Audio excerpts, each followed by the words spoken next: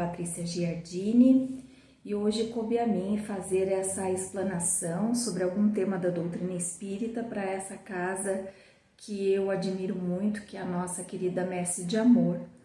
E desde já pedimos aos bons espíritos que nos intuam, nos ajudem a assimilar o que possamos aprender mediante o Evangelho de Jesus, em especial a mensagem retirada do livro Fonte Viva, capítulo 50, chamada Avancemos, do Espírito Emmanuel, pelo médium Francisco Cândido Xavier. E o livro Fonte Viva, muito utilizado para Evangelho no Lar, para algumas reflexões importantes, ele sempre começa com uma pequena citação bíblica. E esta, do capítulo 50, Avancemos, é de Paulo de Tarso, e diz assim: irmãos, quanto a mim, não julgo que haja alcançado a perfeição, mas uma coisa faço, e é que, esquecendo-me das coisas que atrás ficam, avanço para as que se encontram diante de mim. Bom, eu vou ler a mensagem, e aos poucos, se for necessário, a gente para ou a gente comenta depois, conforme for dando andamento. Então, a gente consegue perceber, somente por esse introdutório, com essa citação, de que Paulo fala dos problemas que nós devemos resolver no nosso dia a dia, e que eles devem ser os problemas atuais e que o passado deve ficar distante de nós, para que a gente possa resolver com mais clareza, de uma forma melhor, as dificuldades que temos.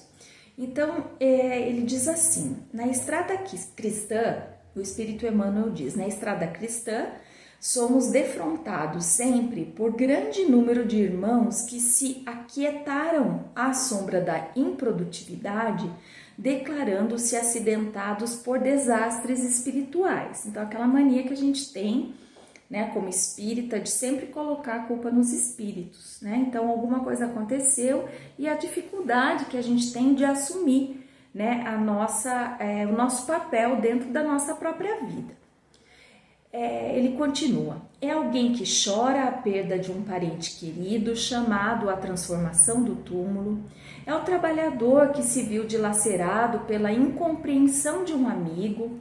É um missionário que se imobilizou à face da calúnia. É alguém que lastima a deserção de um consórcio de boa luta. É o operário do bem que clama indefinidamente contra a fuga da companheira que lhe não percebeu a dedicação afetiva. É o idealista que espera uma fortuna material para dar início às realizações que lhe competem.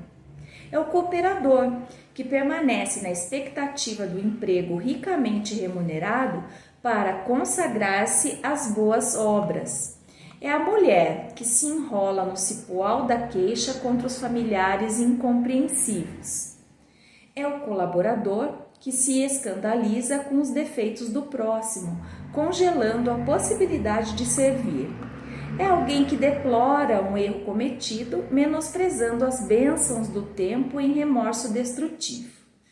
Então, o Espírito Emmanuel, que todos nós já conhecemos e que nós sabemos que é um espírito muito disciplinado e que precisa mesmo falar, dizer, nos repassar aquilo que ele pensa diante das dificuldades dessas pequenas situações que a gente passa na nossa vida, eu digo pequenas diante de tantas outras que uma existência traz para a gente, de tantas possibilidades, e que nós devemos então alcançar e compreender cada uma dessas dificuldades como possibilidades de progresso, possibilidades de sucesso, sem nos prendermos ao passado. Então, quando ele fala, que é alguém que chora a perda de um parente querido, chamado à transformação do túmulo, que nós nos lamentamos diante da morte de alguém que nós gostamos muito, mas que essa pessoa não morreu, né? E que muitas vezes nós esquecemos disso, porque a morte não existe. O que existe é a morte do corpo, não, mas não a morte do espírito, né? O espírito continua vivo no mundo espiritual, aguardando a sua próxima oportunidade. Então, a gente fica muitas vezes remoendo muito tempo, né? Ainda que um tempo de luto seja compreensível, mas muito tempo diante dessa dificuldade do luto, né? Inerente a todos nós. Ele fala também que é o trabalhador que se viu dilacerado pela incompreensão de um amigo. Então, muitas vezes, dentro do nosso ambiente de trabalho, né, as dificuldades que a gente tem de relacionamento, de entendimento, uma vez que é um ambiente que sempre traz algo de competição, de comparação, e muitas vezes nós ficamos remoendo aquelas dificuldades que temos nessa situação, né, do ambiente de trabalho. Daí ele diz do missionário que se mobiliza face à calúnia, que nos faz lembrar as pessoas que falam mal da gente, e quando essas pessoas falam mal e chega ao nosso conhecimento, né, a gente sempre fica muito triste, fica cabisbaixo, diante também do nosso orgulho, né, que não nos faz admitir que erramos, que temos dificuldades em compreender, né, algumas verdades, ou de outra feita, quando se trata mesmo de alguma calúnia, de alguma mentira, e nós não temos então ainda a capacidade de compreender, de discernir o bem e o mal, e que também aquela pessoa muitas vezes está passando por outras dificuldades, quem sabe até maiores que a nossa, enfim, o que a levou, né, a mentir ou a querer nos prejudicar, e ficamos então presos e remoendo as cenas, né, daquela situação de calúnia. Também o Emmanuel nos lembra da lástima, a deserção de um consórcio de boa luta, ou seja, quando a gente combina com alguém uma missão, né, uma ajuda mútua com relação a um determinado assunto, e uma dessas pessoas desiste, né, sai desse combinado, né, e nós ficamos cabisbaixos, desanimados e muitas vezes julgando aquele que abandonou essa luta. Ele fala também do operário do bem que clama indefinidamente contra a fuga da companheira que ele não percebeu a dedicação afetiva, né?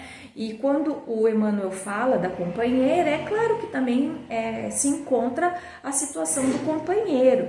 Então, a pessoa que convivia no seu lar, no seu ambiente doméstico, e infelizmente, né, essa pessoa não pôde dar o mesmo valor, né, que ele deu para aquela situação, para aquele sentimento, e as pessoas ficam então a se lamentar, também remoendo fatos passados, acontecimentos, né, fatos onde a pessoa também muitas vezes pergunta o que ela fez de errado, né, o porquê, por que comigo, né, e cria um ambiente de revolta, enfim. Ele também se reporta ao idealista que espera uma fortuna material para dar início às realizações que lhe competem. E aqui a gente lembra muito de nós espíritas, né? Quantos de nós fica esperando um melhor momento para realizar um trabalho voluntário, e não só os espíritas, como qualquer pessoa que está perto de nós, né? Façamos esse exame, porque é o que essas mensagens sempre nos convidam, a reflexão, a exame, né? E a gente fica muitas vezes esperando o melhor momento, e como a gente não sabe o dia de amanhã, as oportunidades somem, né? De repente nós não sabemos quantos dias ainda vamos estar nessa encarnação, vamos ter essa oportunidade, então a gente fica preso, né, a essa expectativa de uma coisa que ainda está para acontecer, ou uma coisa que se passou e a gente quer oportunamente realizar, mas essa oportunidade acaba muitas vezes fugindo de nós, então precisamos refletir sobre isso também, né? Porque o Emmanuel, quando ele fala nesse caso, ele fala do idealista, né? Aquela pessoa que fica idealizando o seu futuro, né? E esperando então essa fortuna material, né? Que não compreende que a hora pode passar e simplesmente não ter mais essa oportunidade. Ele continua, né, lembrando do cooperador que permanece na expectativa do emprego ricamente remunerado para consagrar-se às boas obras, que é a mesma situação, né, fica esperando um dinheiro que chegue, né, um emprego melhor para poder se dedicar ao próximo. E daí aqui ele traz uma situação inusitada, né, diferente, porque ele fala somente da mulher, a mulher que se enrola no cipoal da queixa, ou seja, nas situações de queixa contra os familiares incompreensivos, como se homens não fizessem isso e até crianças também, né? Mas é quando nós nos deparamos nessa situação e ao tempo que Emmanuel escreveu essa mensagem também, pensar que vivíamos uma realidade diferente, né? Onde a mulher ficava mais em casa e mais compenetrada ali dentro das dificuldades ou dos assuntos domésticos e, enfim, presa, né, aos pensamentos dos parentes, aos problemas das pessoas da sua família, próximas ou não tão próximas, e muitas vezes realizando queixas infundadas, sem necessidade de ter esse tipo de desgaste, né? Daí ele fala do colaborador que se escandaliza com os defeitos do próximo, congelando as possibilidades de servir, ou seja, ele não quer ajudar determinada pessoa porque ele acredita que aquela pessoa não merece, né? Então ele fica escandalizado com os defeitos, muitas vezes como se não enxergasse. Quando eu falo ele, é claro que eu me coloco também nesse lugar, né? O lugar desse espírito em aprendizado, em um mundo de provas e expiações que nós nos encontramos, e que nós precisamos entender que a gente tem defeito, o outro também tem, mas a dificuldade que a gente tem em compreender, né, os nossos próprios defeitos, as nossas próprias os nossos próprios percalços dentro dessa vida. E daí então a gente acaba não servindo, porque como o outro não faz, eu também não vou fazer, né? E também perde essa oportunidade. Ele fala, né? É alguém que deplora um erro cometido, menosprezando as bênçãos do tempo em remorso destrutivo, né? Então a gente fica adiando o perdão, adiando a conversa e fica só remoendo aquela situação, aquela cena, por muitas vezes por anos, né? E perdemos então essa oportunidade de contemporizar a situação, né? E fica ali muitas vezes o remorso, né? O arrependimento, e que a gente não consegue sair daquele lugar, ficamos estáticos naquela situação. Então é bom que a gente analise cada uma dessas situações e que a gente consiga, por exemplo, se colocar nesse lugar, né? Fazer esse papel de empatia, se colocar no lugar de cada uma desses posicionamentos, para que a gente possa compreender o que vem adiante, né, dentro dessa mensagem, desse tempo que a gente gasta com acontecimentos do passado, ou coisas que a gente não pode mudar, ou situações que a gente sabe que não vão acontecer agora, somente vão acontecer mais para frente, né? Se acontecerem, né? Porque muitas vezes não estão não está nas nossas possibilidades a gente mudar alguma coisa naquele momento, e nem mesmo poder aproveitar um acontecimento futuro que a gente aguarda, né, tão arduamente, e que talvez ele nem venha, né? Ou quando vier, ele deixa de ser tão importante como ele era, enfim. Então é um convite, né, de avanço mesmo, de progresso, que o Emmanuel faz pra gente, dentro desse contexto, dessas dificuldades que a gente tem em ficar preso ao nosso passado. E daí ele continua: o passado, porém, se guarda as virtudes da experiência, nem sempre é o melhor condutor da vida para o futuro. Então, o que tem de papel, né? O passado, poxa, será que é ruim a gente ter o passado? Não, claro que não, né? Muitas vezes nós ficamos tristes porque estamos envelhecendo, né? Fazendo aí, quando chega a fazer o aniversário e a gente fala, não vou nem comemorar, estou ficando velho, mas que bom, né? Que a gente está podendo passar por cada ano, vivenciando cada oportunidade, cada ciclo, né? Que recomeça. Porque é sinal que nós estamos vivos, nós estamos conseguindo cumprir as missões as quais nós nos propusemos quando topamos voltar para essa vida e reencarnar. Então a gente fica muito preso, né, a esse passado, achando que o passado é ruim, né? E não é isso, né? O passado, como o Espírito diz, ele nos guarda as virtudes da experiência. E como é bom ter experiência, porque diante da experiência é que nós conseguimos não errar mais, né? Ou errar menos, nessas reiteradas dificuldades e ações que nós temos e estamos sempre cometendo os mesmos erros. Então, quando a gente compreende através do nosso passado, desses erros cometidos, nós conseguimos avançar também. Então, o Espírito nos lembra aqui, né, que nesse passado a gente tem que guardar as virtudes da experiência. E nem sempre ficar preso a esse passado é o melhor condutor da vida para o nosso futuro.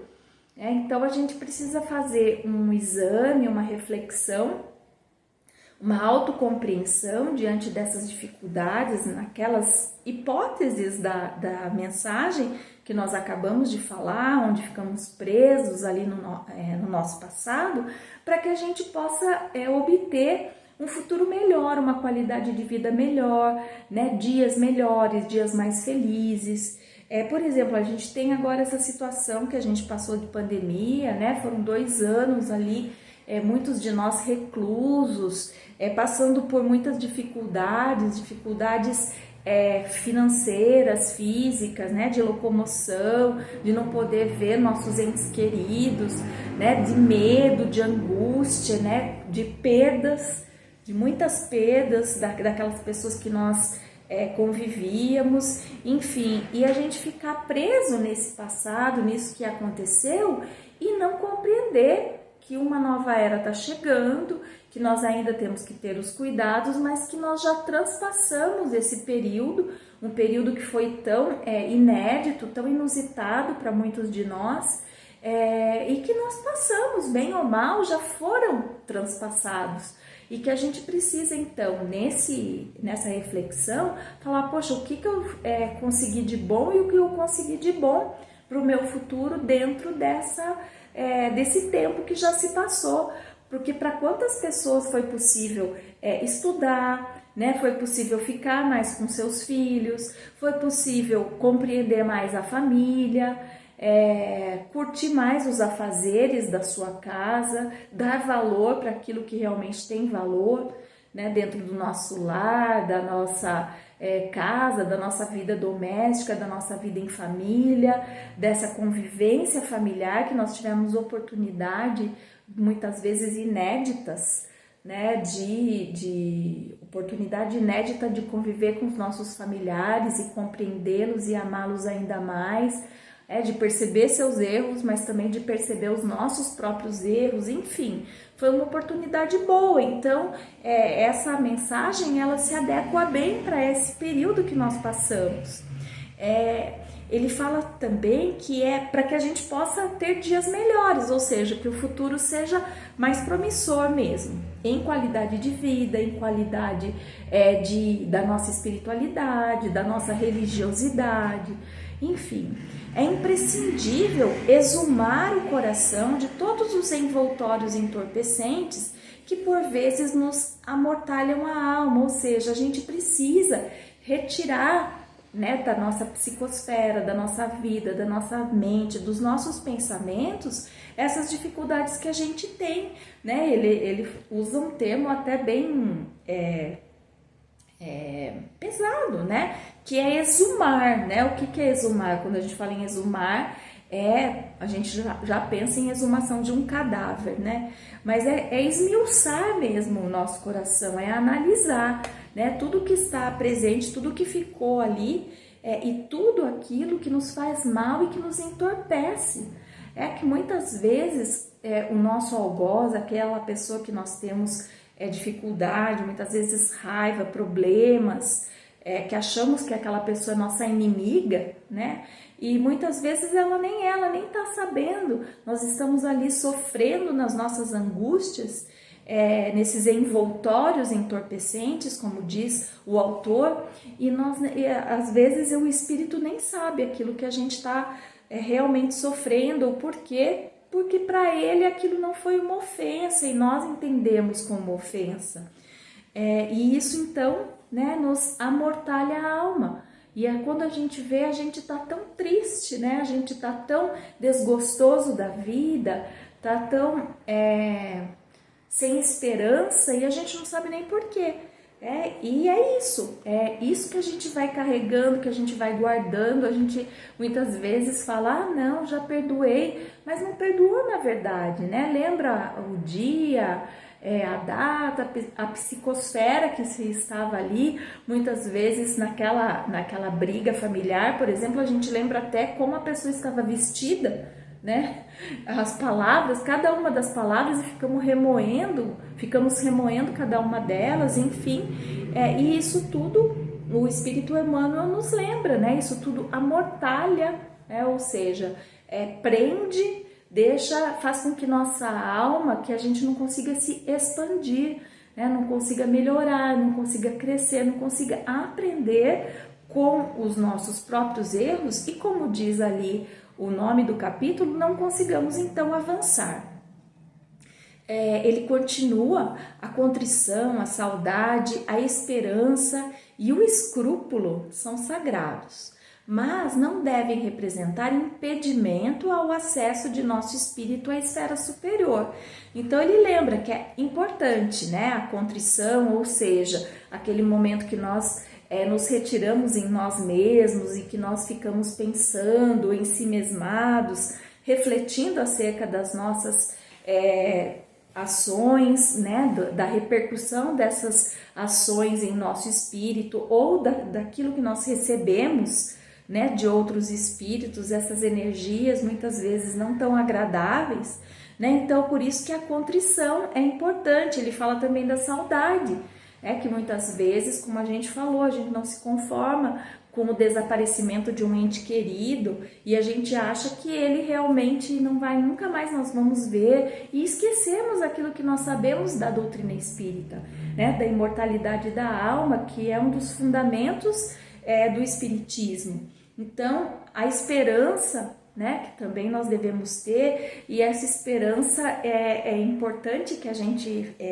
reflita sobre essa esperança, não no sentido de aguardar, né, no sentido de que para avançar nós precisamos fazer alguma coisa, né, e fazer alguma coisa também quer dizer refletir, parar para pensar, o que aconteceu e ver se realmente a gente consegue esquecer as dificuldades e seguir, né, a nossa vida. Ele fala por fim do escrúpulo, né, que também é importante. Então não é que é pra gente perdoar tudo, né, não deixar de ter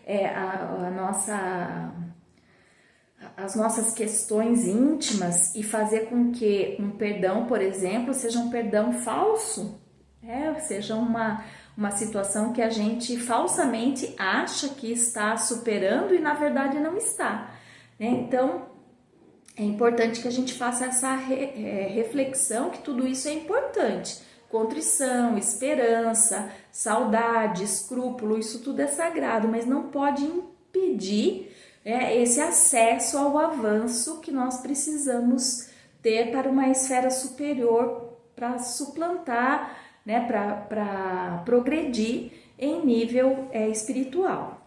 E Paulo de Tarso, então, né, que foi aquele que superou na essência as dificuldades tão grandes, uma encarnação tão redentora como a dele, fica o convite para que as pessoas leiam os livros que falam de Paulo de Tarso, a história de Paulo e Estevão, né, por exemplo.